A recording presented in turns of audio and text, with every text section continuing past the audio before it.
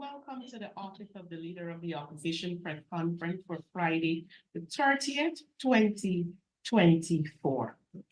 Joining today's press conference is Mr. Darren Adams, the Regional Chairman of Region Number 10. To his right is Ms. Nina Flube, Member of Parliament, Shadow Minister of Youth, Sport and Culture. And to her right, Mr. Mervyn Williams, CEC Member of the People's National Congress Reform. Today's press statement will be read in two parts, and we will begin with the statement from Mr. Darren Adams. Thank you, Shanika. The people of Linden and Region 10 deserve better from the government. We wish to draw your attention to a critical issue that has been plaguing the Linden community and which has resulted in massive flooding and erosion that recently occurred in Linden. It is clear that a responsibility for this disaster lies squarely with the central government, who have consistently ignored the well-informed policy decisions and representations made by your elected council regarding the urgent need to upgrade the drainage systems in the region. Since 2020, the Regional Democratic Council has been advocating for the prioritization of drainage systems upgrades in Linden. This policy decision was unanimously voted on and supported by the local leaders, who understand the pressing need for effective drainage infrastructure to mitigate flooding and erosion risks. Despite these efforts, the central government has continuously disregarded these calls for action and, shockingly, removed over 50 proposed drains from budgets of 2021, 2022, 2023, and 2024 combined. It's frustrating to note that in the 2024 budget, the government approved funding for only 3 drains in the entire Region 10 under the capital program, a clear indicator of their misplaced priorities. Comparisons with other communities where funds were allocated for drainage system before road construction highlighted the discriminatory practices in allocation of resources towards Region 10. The blame being shifted onto the local leaders by the Prime Minister is unjust and unacceptable. The failure to execute sensible policies and allocate funds for critical infrastructure projects has directly contributed to the disastrous flooding and erosion in Linden.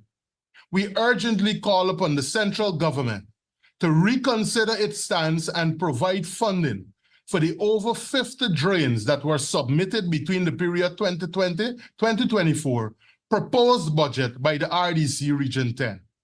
The Prime Minister would be well advised that this is the proactive nature of actions advanced by the elected local leadership that should be emulated.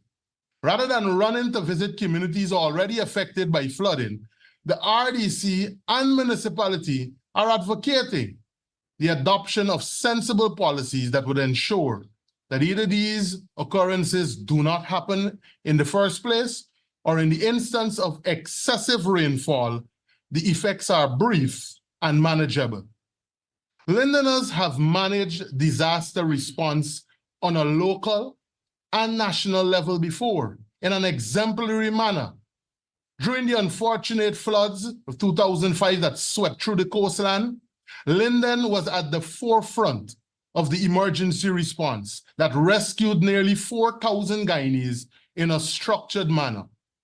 Just a few years ago, when flooding hit the hinterland areas and Kokwani was inundated, Region 10 had activated its disaster response team even before the Civil Defense Commission, CDC, had reached out to attempt to do so. It is noteworthy that when the Prime Minister listed the agencies he had enlisted to respond in this instance, the RDC and the Mayor and Town Council were ignored.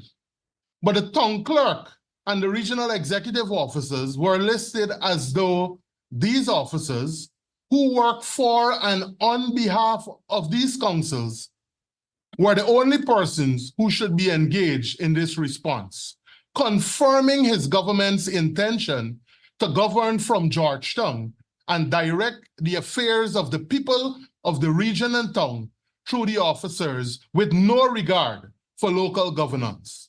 Local governance is important because local leaders are in touch with the unique needs of their communities. True consultation with residents and respect for local input would ensure that government budgets for the needs of the communities rather than simply creating earning opportunities for a few favorites. Fund the creation of a drainage plan for Linden. Build drains, then roads. The policy decision of the RDC Council, the first policy decision.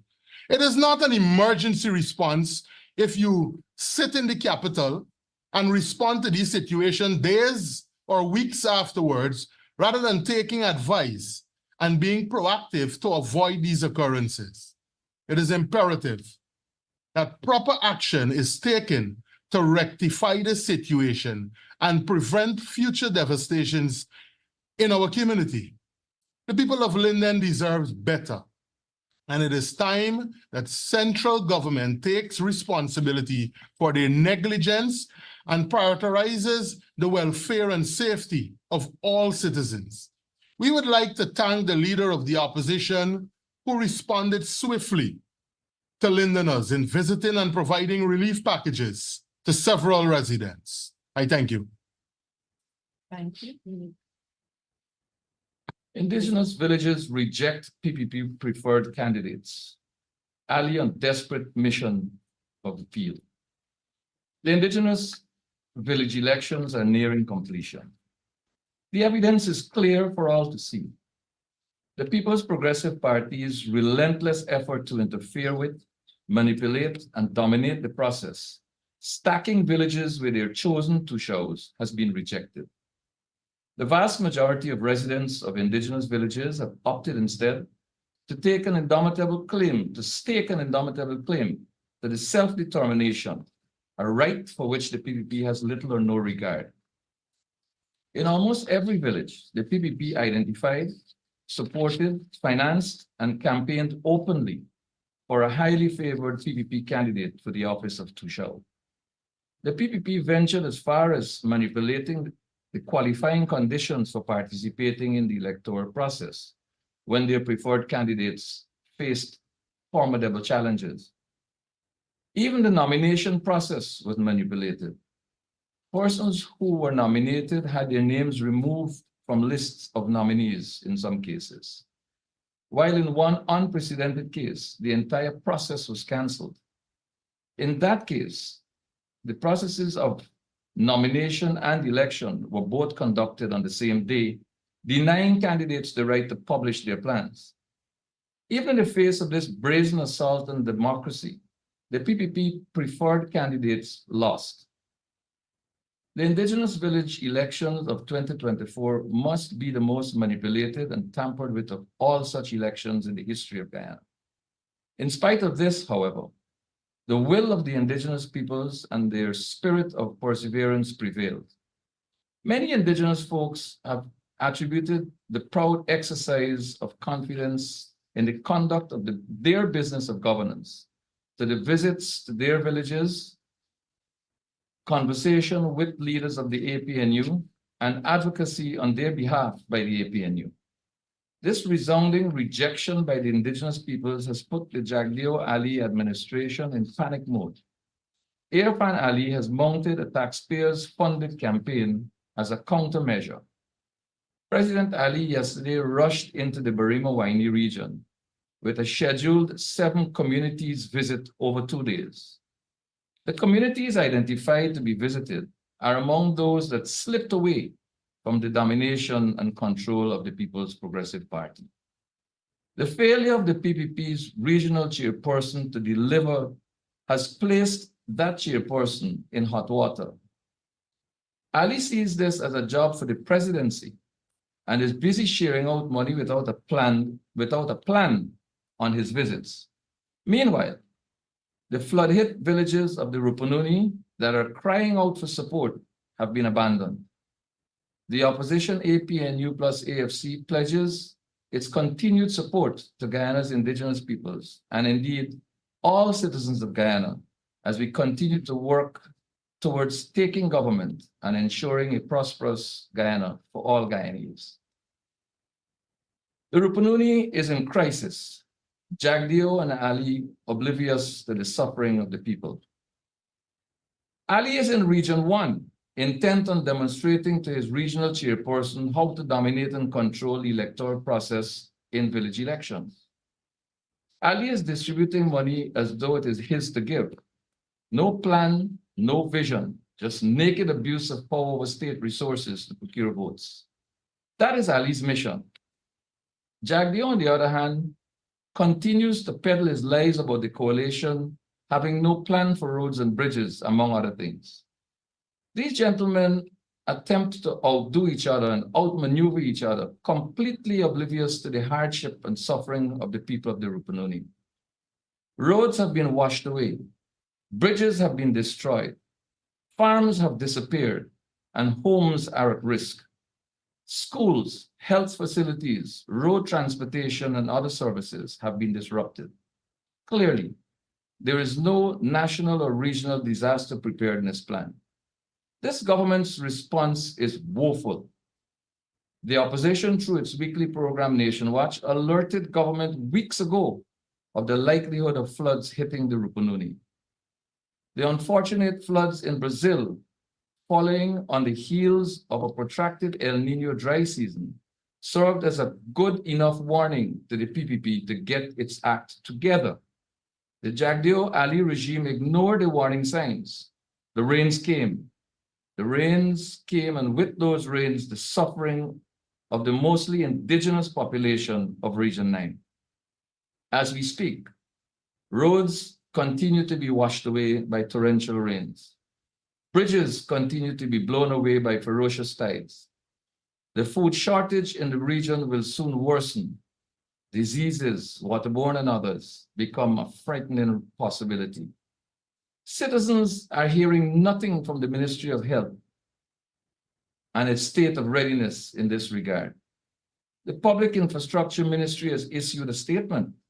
That statement spells out the incompetence and ineptitude of the PPP in very clear terms. It is an open admission of the lack of preparedness, the ignoring of readily available warning signs, and the inability of the government to plan and execute maintenance programs. It is clear that this regime thrives on disasters. Disasters permit them to spend state resources in a manner that bypasses scrutiny. It is a vehicle for the transfer of wealth to friends, families, and favorites, while avoiding accountability. One wonders, therefore, if the PPP regime has any real inclination towards ever indulging in proper planning in the best interests of the citizens of Guyana. With the countless billions in infrastructure works, citizens are not getting value for money. However, that does not bother the PPP as it continues to transfer wealth to the favored ones, 1%. Thank you. At this time, I will open the floor for questions on the press statement, and today we will just be focusing on the press statement.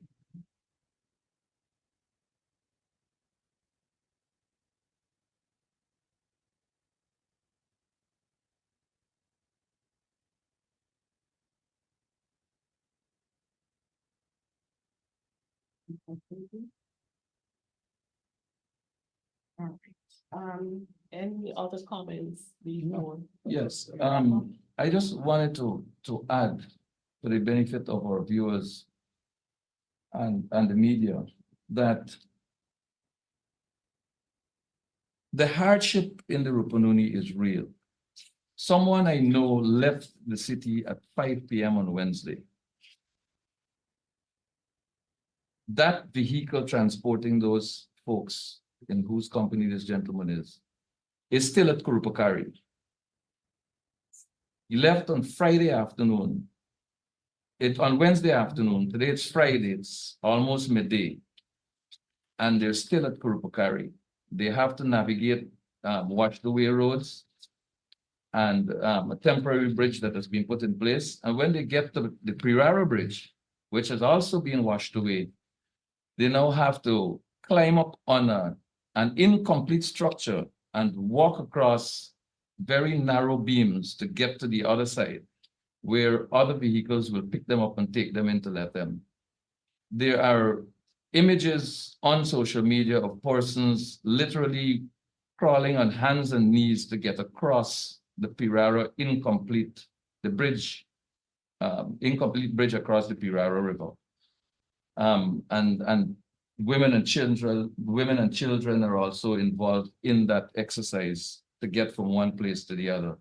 In the meantime, the records will show that in 2023, that's last year, the government of Guyana spent $387.8 billion on capital projects. That's 50% of that budget. In 2024, the capital budget was in the region of $666.2 billion, almost 60% of the national budget.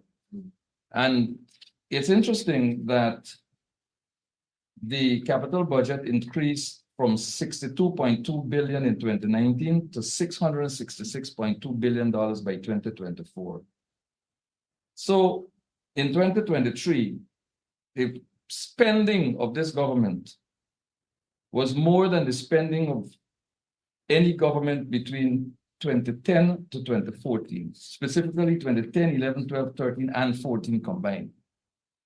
And now, with all of this money available for capital expenditure, 60% or most of the national budget, the government has not put a single piece of equipment in Region 9 or in any hinterland region for that matter to respond to crisis situations such as these. The government does not have a maintenance program that kicks in during the dry season or that is on standby during the rainy season. These $666 billion target contractors, transferring wealth to contractors' pockets and bank accounts, mostly for coastal operations. In the meantime, the hinterland region continues to be neglected. Today, it is Region 9. If the rains continue, it'll be Region 7. We already had the experience where the Venezuelans built a temporary bridge across the Cuyuni River to get to Ankoko with heavy artillery, and the rising tides of the Cuyuni washed away that bridge, fortunately for us as citizens of Guyana. But that possibility of flooding extends to other rivers in Region 7. What is the plan? The PPP, I tell you, have no plan. As recent as 2 days ago, the road connecting Madhya to out here washed away. Emergency works were undertaken. Temporary fix was achieved. If the rains continue, our hinterland residents are in very, very serious problems. And we're not hearing anything from this government, anything at all indicative of a plan to rescue our people and to make life more bearable for them. Thank you. Shanika, I just want to respond quickly to two statements that were made by both the Prime Minister and Minister of Public Works, Juan Edgell, and just bring clarity because of the massive disinformation that has been peddled in the public domain. The first point I want to make, Minister Edgell, and I'm happy he made this statement, and I ask that persons go back and listen, and it will be shared, where he said that the government has money, and he didn't just stop there. He said, we ain't short of money. That was his statement that he made public. And so I call on the government to ensure that compensation is given to those farmers who would have lost millions of dollars in their produce. They worked hard over the last couple of months, years, and they would have lost everything. And many persons as well would have lost millions of dollars in their appliances. And so we hope that an assessment, which is being done by the municipality through the mayor's office and the RDC through my office, will be honored, seeing that we have confirmed by the very statement of the minister that we have money. We know we have money. We just passed the $1.146 trillion. I want to also make two other points where this is the statutory minutes for April of the RDC. And at Action 7, and I'll just read what led up. The Councillor Elise Benjamin Hall had asked for an update on the drainage assessment report to be prepared by the Works Department since 2023, properly documented in our statutory minutes. The Clerk of Council, Mr. Dwight John, who is appointed by the President and can only be fired by the President and reports to the President, would have indicated, and he suggested, that a professional surveyor be hired to undertake the drainage assessment and survey the drainage system in Linden and Region 10. And that report with recommendations to improve the system be submitted to the council, since the administration is unable to do same. Now, yesterday, Minister Edgell blamed Mayor Solomon, the councillors, the regional chairman and councillors. But here it is, the clerk of council, who is appointed by the president, and who the first person that Minister Edgell and the Prime Minister called when they got into Region 10 wasn't the mayor or the regional chairman who were out at midnight on the ground with families. They reached out to the town clerk of the municipality, and they reached out to the REO. I have not received a call up to now from either the minister who entered Region 10 or the Prime Minister. So they reached out to those two executing personnel, who they report to and instruct, by the way. And so the clerk of council committed, this is the action item that he was supposed to execute. He committed to putting the relevant systems in place to have a drainage assessment report prepared for Linden and submit same to the council so that more informed policy decisions could be made by all agencies on the drainage since 2023. Listen, I invite you all to tune in to next Thursday RDC statutory meeting, because the question for an update will be posted. Let's hear what the REO will say when councillors pose the question to him on an update for the survey that was done. As it relates to the statements made by the Prime Minister, in the statement you heard me say that in 2005, Region 10 rescued people from the coastline. When the coast was flooded, Region 10, we provided them with housing. Many of them remained in Linden until day like today.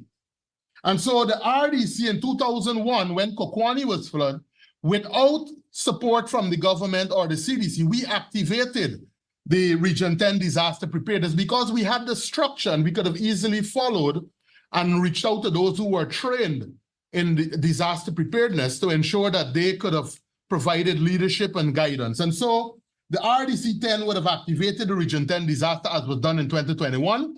We activated it in 2024 when we heard of what had occurred in communities across Linden. And we have been in contact with the CDC. They have been calling, we have been providing them with information, etc. I'm trying to remember Miss Morgan is the woman's name from the CDC that has been in contact with my office. So for the Prime Minister to say that no one from the RDC was in contact or took steps to activate those measures to bring relief to our people, he was being dishonest. And so these committees, this committee, the Disaster Preparedness Committee, is necessary. It's a necessary agency under the statutes of the Civil Defense Commission. And it demands the inclusion of the decision makers and organizations and agencies in order for it to function effectively. That is why, and if you listen to the Prime Minister, he was correct. The regional chairman heads the Disaster Preparedness and Relief Committee. The vice chairman is the alternate because he is in Kokwani, and so we would relate and then share information with the CDC and the other agency. And then we had the regional executive officer, Dwight John. He is responsible for bringing to bear all of the government's assets to assist affected people. So if within the first 24 hours or 48 hours, a flooding occurred, but no relief measures from the RDC was delivered to any of these people. Yesterday, I heard them arguing about garbage bags. It tells you that it is the regional executive officer who is appointed by the president failed to execute the decisions of the council on actions under the committee that he is aware of. He handles the money. My office doesn't administer finance, neither is it a revenue collection agency. I want to make that clear. Any funding we can recommend, any funding has to be activated by the regional executive officer approving those emergency funds. And so the mayor and the NDC chairman, Sharma Solomon and Michelle Simeon, they were going to assist with reports coming in from Linden and Kokwani. We had the regional health officer, Dr. Gregory Harris, dealing with matters relating to health. You know, in a flooding situation, you can have a mixture of water for those who have pit toilets. You have to be very careful. You do not want persons to catch things like leptospirosis, etc. Dengue is right now rampant in our country. And so the regional health officer, Dr. Harris, is automatically a part of the disaster preparedness like he was in 2021. You have the Guyana Police Force to deal with law and order, and especially in the context of displaced persons. If you set up shelters, it means that the homes of persons would have been left unattended. And so we wanted to ensure that the police were doing checks in the communities if they could have entered to make sure that persons were not breaking in and stealing persons' things. We had the agriculture officer, Derek Collins, to address the needs of farmers, especially those with livestock that would need feed, or assess the damage and report to the CDC and by extension, the government. You had the GWI in the person of Raul Friday, who's the manager, to ensure that water is cut off at areas where it may be contaminated, to ensure that people do not place themselves at risk. You had the electricity person, Odwin Rutherford, and the KUI persons at Kokwani management, to ensure that power is cut off at submerged areas, but it is kept on at hospitals and at hostels in case, you know, there's an emergency and persons need to be rushed here, or shelters. We had the Chamber of Commerce president, Lyndon Young, to ensure that they bring to bear the concerns of the business community and that they are not cut off from supply so that we do not have a situation where food is not coming into the region. And also those who wanted to support the efforts and come on board, whether it's DDL, banks, DIH, that there was a proper structure for them to deliver whatever support they wanted to give to the flood-affected community. You had the welfare representative, Hewitt Moore, social protection, on standby, as was the case in 2021. You had the CDC rep, Mr. October, the same young lady that I mentioned earlier, that calls every day to get updates. And so there was a structure. We even had the church, and Praise Tabernacle was identified where persons could have come and deliver items. And because we did not want to have anything to do with monies or anything, we told persons you can go to the supermarket, purchase items, and deliver it to maybe one of the church. Pastor Selwyn Sales, who we all know, we refer to him as Linden's pastor, came on board at the last flooding that we had, the last disaster. And so a structure was in place, and we were prepared to provide relief and support to our people. Unfortunately, the CDC has been taking political directives. And so while we do all the compilation of the data and will be able to present it to them on an hourly, I think it was 8 hours, every 8 hours they requested a report. What was most unfortunate is that when the supplies came from the CDC to Linden, you know where it ended up? At the bottom house of a PPP activist in Karkara. It did not come to the disaster committee for it to be distributed. To the point now where you have persons politicizing the distribution of a bottle of bleach and a bucket. Looking at faces, telling people and speaking to them in the most disrespectful manner. Senior citizens in the Poker Street area, it was reported, and it was reported in the Victory Valley area. And so we have to highlight this, and we want to make it clear that unless central government engages the elected component of the council and desists and refrain from doing what it has been doing over the past 4 years, the issues and the things affecting the people of Region 10 it cannot be solved. It cannot be solved. And so I just wanted to make it clear because I know they were on the radio. We are not allowed access to the radio and NCN. And so our views, you would recall we had to tape our mouths. 104.3 is not allowing us to communicate with the constituents. But what they are doing is using those councillors that cannot seem to recover from a democratic blow that they would have received during the local government elections. The candidates that they had on their slate, they have all been given a position, and they were the ones who are distributing hampers, whether they have now turned youth sports and culture officer in the region. Many of them are community development officers. And so what they're doing is attempting to run a parallel council, of course, using political people to achieve their objective. The people of Region 10 will continue to reject them. I thank you. Is there any questions on the first statement before we close off? I do see 2 others in the room.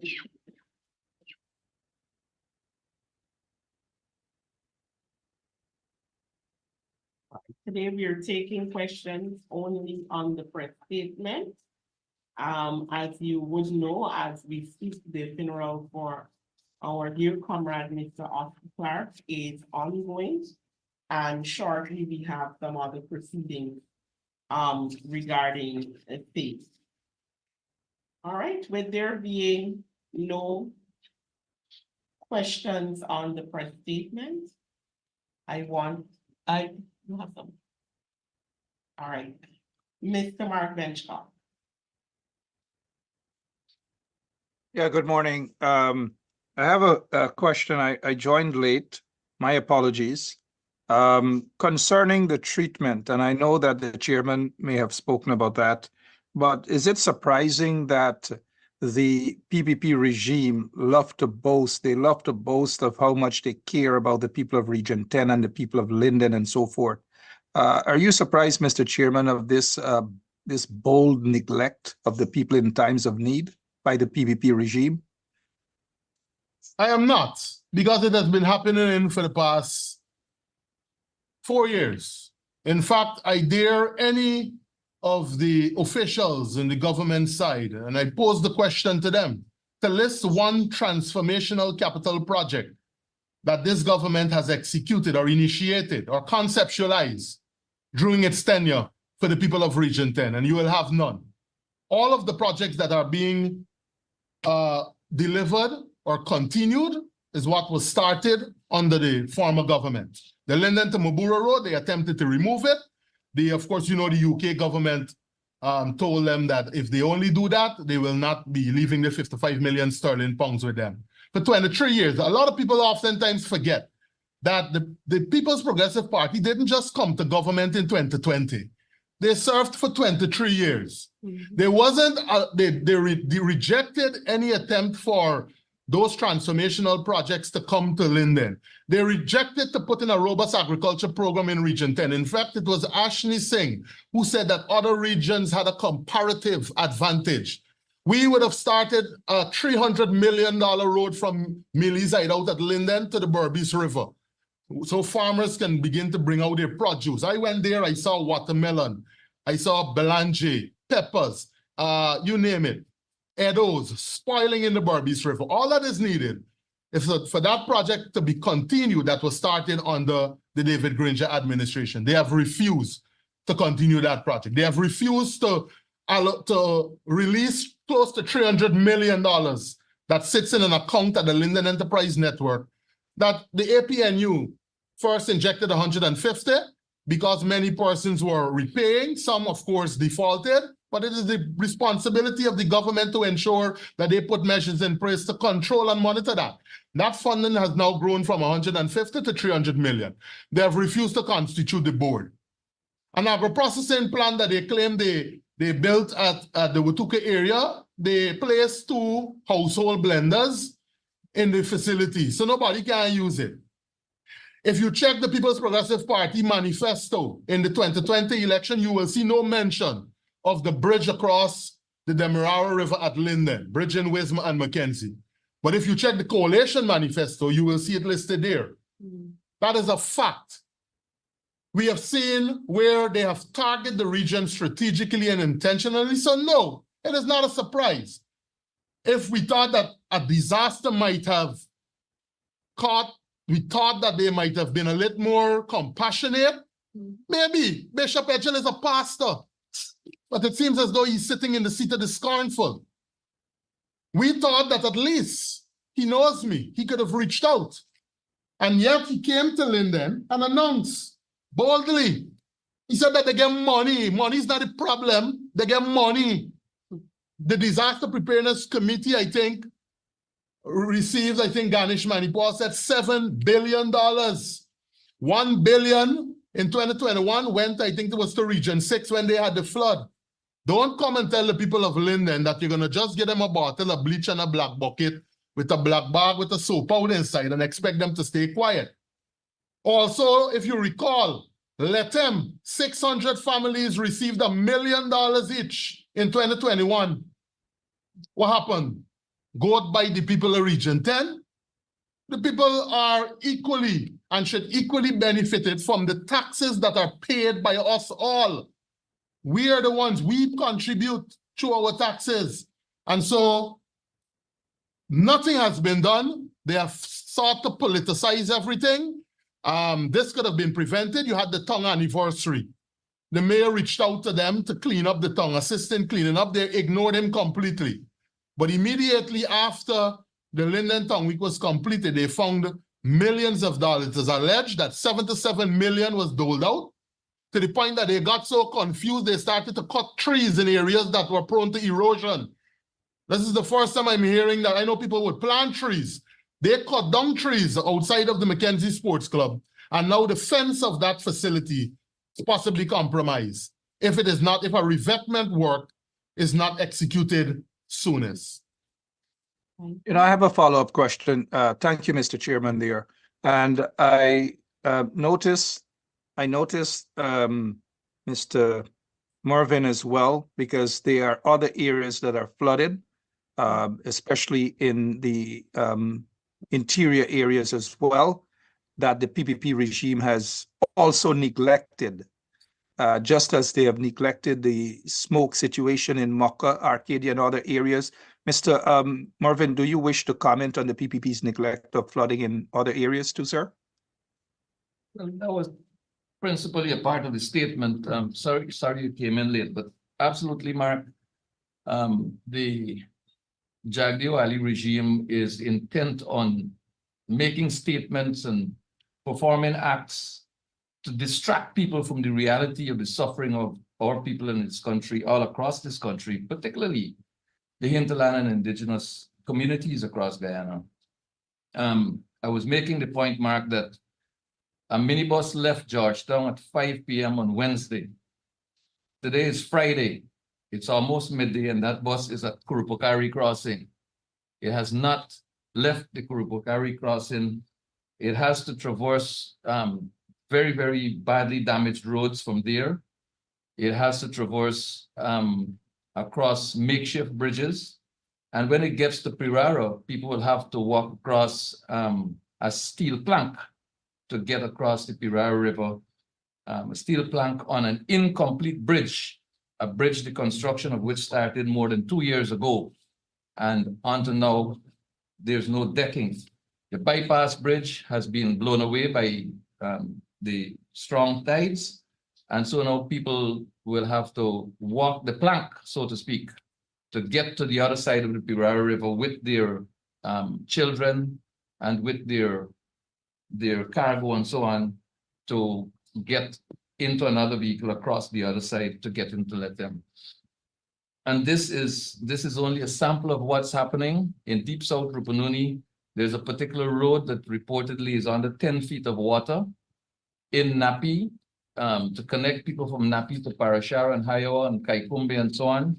The Napi Village Council had to bring out a boat with an outboard motor to transport people where ordinarily they would have ridden bicycles or motorcycles or traversed with other vehicles. So it is really, really bad. And while that is so, Jagdeo is busy making statements about the APNU not ever having a plan for roads and bridges. But when you look at what the APNUFC did, the evidence is there. The town of Madhya received massive infrastructure investment, concrete roads and bridges, concrete drains. The entire Port Kaituma, which was once a slush path, concrete roads. Mabaruma, concrete roads and drains. Bimichi in the Muruka area, a brand new paved airfield, a high-span concrete bridge across the Muruka River. There are countless examples of what the APNU-AFC accomplished while in government with very small budgets, with zero oil revenue, while the People's Progressive Party now has a $1.46 trillion budget, 60% of which is dedicated to infrastructure projects aimed at enriching contractors, friends, and families, and not designed to bring an ease and a more relaxed and comfortable life for the people of Guyana's hinterland. This is where the trouble is. There is no plan, there's no vision, there's no scope for the kind of development that Guyana deserves. Our money from oil is being squandered, wasted, while our people continue to suffer. If I may, Go ahead. added to the flooding in my constituency on the East Bank, the government continues to neglect the drainage situation for many farm areas. On the highway, I know they have started dredging the creeks to assist the farmers who would have lost millions of dollars in crops, but the dredging was never completed because the machine was in the creek. I don't know if it's the removers yet, but the challenge they had, sometimes they run out of fuel, the driver don't turn up. And because of that, now we have the rainy season, you have those persons suffering. In my community, Mocha Arcadia, the outfalls that are supposed to be dredged and cleared so that the water can flow properly is now being cleaned. Little Diamond is now being cleaned. Then they have to move to the canal number 3 area by the Cocoa to clean. That has not started. And so here again, our farmers continues to lose millions of dollars. Works that should have been done during the dry season is now being taken on. Even currently, we have an issue where a contractor decides that he will throw mud in the number 3 canal, which is a main drainage canal for the area, in the name of building a bridge. And we seem not to be getting the information, but I hope I see that the NDIA would have asked that some of the material be removed, but I would hope that by this weekend, the entire number 3 canal where the mud was dropped to affect the flow of water in the Mocha Arcadia community, all that mud will be removed, and whatever bridge has to be built, that it will be done after the rainy season. It's very sad to see our farmers have to lose millions of dollars after investing their time and their effort to plant and to sow, and not be able to reap because of neglect by the PPPC government. Mark, you mentioned smoke on the coast, but I want to remind us that there were forest fires in the Rupununi as well at the same time, and those virtually went unreported by the state media and by government in its conversation with the people of Guyana, which are very, very, very few. There was no response from the government to the forest fires. There was a meeting of the CDC in Lethem, and that was all we heard. In the meantime, in the mountains, there were fires. In the savannas, there were fires. People lost crops, people lost livestock, people lost homes, some bridges were destroyed. and the government did not respond. The government was always aware that El Nino will last for up to 7 months, and the severity of the dry season will determine the severity of the rainfalls that will follow. Yet, no measure was taken in mitigating the forest fires, and no measures are being taken now to deal with the flooding situation. It is ridiculous the way we operate, and it is unforgivable that petty matters will engage the government and their spokespersons at this time, when there is a massive crisis in Guyana's hinterland, when there's a massive crisis in Region 10, one of the main mining towns in this country. And as my sister Nima just mentioned, on the East Bank, where people rely on farming for their livelihood. And I'll tell you this, when the PPP said that they were helping the people in the Rupununi by carrying in a couple 1,000 pounds of cassava, you wouldn't believe this. Cassava in Region 3 was being sold for $25 per pound. The PPP used the plight of the people in the Rupununi to enrich their supporters who were planting cassava in Region 3, doubled the price, and bought the cassava to take it in there. Why did they not buy twice the amount of cassava, paying the same price, so that the indigenous peoples of the Rupununi could have benefited in greater measure? And these are the kinds of questions that people need to ask. What is happening for the people at Mocha? Look at what happened for the benefit of the people in Region 3 who were planting and who were PPP supporters. The disparity is clear. The intention appears very obvious to me. Do I have can I make a final, ask a final question? Sorry, Madam Chair, or that's Yes, it? go ahead. Okay, thank you. And we are not allowed to go outside of the press conference, right? No, not today. Okay, because I wanted to ask Not today. Ms. Nima Flubes her take on the congressman's visit to Mocha. Oh. But I wouldn't ask, since you said that I can. But if she wants to answer, she can respond to that. But good job, Ms. Bess. My final question also has to do with the chairman and Region 10, specifically in Linden. We usually see some PPP operatives parading themselves as though they care about the mining tongue.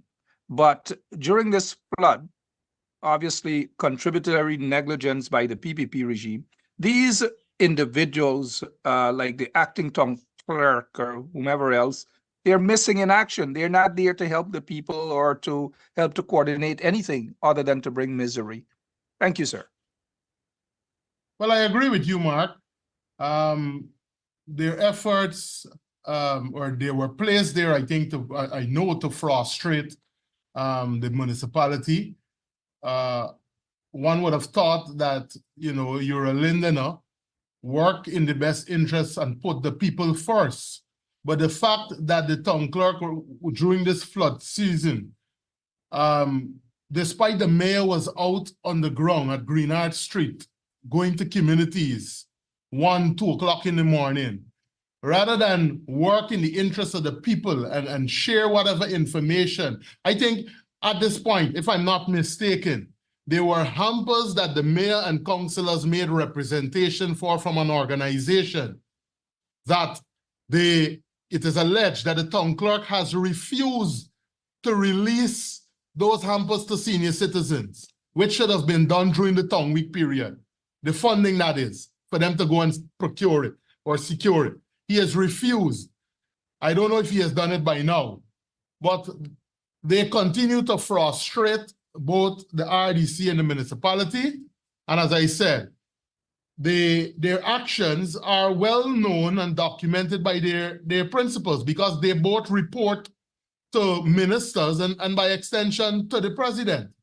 One has to ask, if these persons claim to be genuine about the work that they're doing, why would anyone treat the people who are under their direct responsibility in such callous manner? I want to also say that you would often see a boasting by the Minister of Public Infrastructure of how many footpaths and roads were constructed in Region 10. I would wish if he would now take a walk to see that the integrity, the structural integrity of each and every single one of those footpaths has been compromised. All right, and so like we have been pushing for sensible. Someone to we're expecting. Go ahead.